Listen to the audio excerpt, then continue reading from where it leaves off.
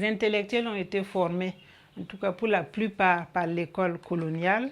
Et donc, ils ont appris les valeurs de liberté, d'égalité, et ils se sont mis au devant de la lutte. C'est eux qui étaient les leaders des associations, des syndicats, des partis politiques qui étaient engagés dans la lutte pour l'indépendance en Afrique. Nous passons maintenant à la question numéro 2. Comment peut-on justifier le rôle anticolonialiste des États-Unis et de l'URSS? Pour les États-Unis d'Amérique, leur rôle anticolonialiste s'explique d'abord par leur idéologie politique qui est le libéralisme. Le libéralisme est contenu dans la constitution même des États-Unis d'Amérique depuis la création des États-Unis. Et donc, on ne peut pas défendre les idées de libéralisme et ne pas aider des pays qui sont dominés à se libérer.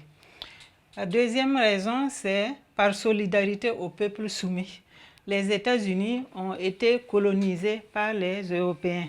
Donc, ils savent les conditions difficiles que vivent les peuples soumis, les peuples opprimés. Et c'est pour donc cette raison historique qu'ils ont voulu aider les pays colonisés à accéder à l'indépendance. Troisièmement, c'est la volonté de déboucher pour leur économie. Effectivement, les États-Unis, qui sont sortis donc de la Deuxième Guerre mondiale comme première puissance économique, avaient développé leur économie, leur industrie, leur agriculture, et ils avaient besoin de débouchés pour écouler leur production.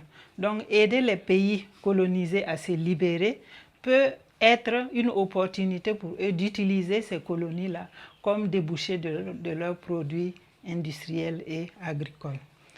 En ce qui concerne l'URSS, nous avons retenu deux raisons. La première raison, c'est pour leur idéologie, le socialisme. En effet, le socialisme prône l'égalité sociale, l'égalité des droits. Donc, c'est pour cette raison que l'URSS est obligée d'aider les pays dominés à se libérer. Deuxièmement, c'est la volonté de répandre l'idéologie socialiste ou communiste. En fait, nous étions dans une période de la guerre froide où chaque bloc, le bloc capitaliste dominé par les États-Unis d'Amérique et le bloc socialiste ou communiste dominé par l'URSS, chacun des leaders du bloc cherche à répandre son idéologie le plus possible. Et donc, pour cette raison, l'URSS envisage donc d'utiliser les pays qu'il aidera à se libérer pour imposer son idéologie. Nous passons maintenant à la troisième question.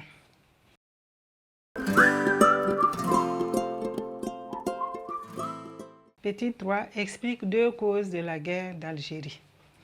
La guerre d'Algérie s'explique par plusieurs causes, parmi lesquelles nous pouvons faire ressortir la cause politique.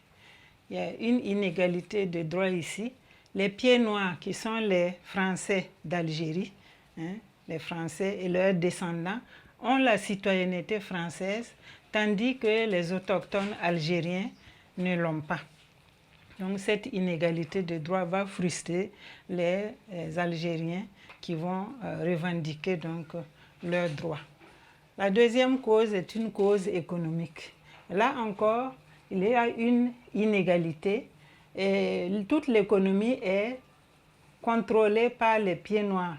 Donc les pieds noirs ont la même mise sur l'économie.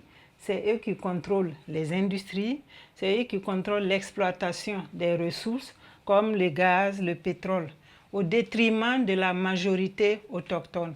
Parce qu'à l'époque de la guerre d'Algérie, les pieds noirs étaient minoritaires par rapport à la majorité des Algériens, les Algériens qui étaient les plus nombreux.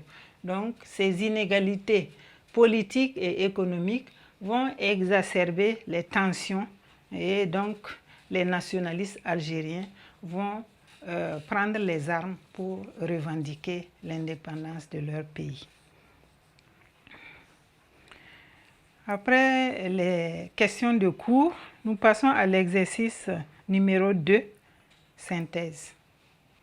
Plusieurs décennies après les indépendances, l'Afrique subsaharienne